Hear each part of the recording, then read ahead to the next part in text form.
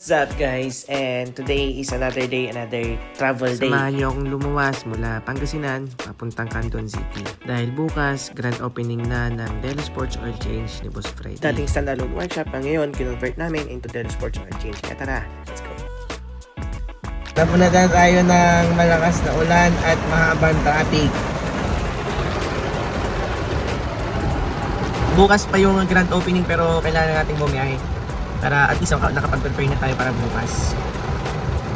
Sobrang traffic dito sa San Fernando. Bali, mamaya-maya nandun na tayo sa Canton.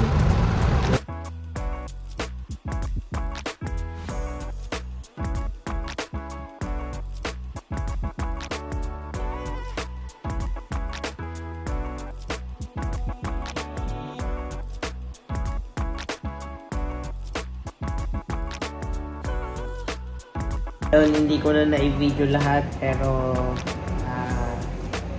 bukas na yung GO, yung grand opening ni Fred and Bo Auto Supply and Car Care Center.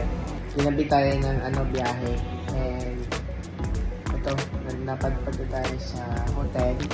Sa sobrang pagod ko na gusto ko na naman tayo, kaya hindi na rin nakapag-video kanina, pero sobrang lakas talaga ng ulan. Decide na rin ako na maghanap na rin ng tutuluyan dito sa Canton kasi medyo pagod na rin, mahaba biyahe, and para may lakas pa tayo bukas para sa grand opening ni Boss Freddy sa kanyang Delo Sports Oil Change. Kaya see you na lang bukas at pahinga na tayo. Good night everyone, good night, bye bye.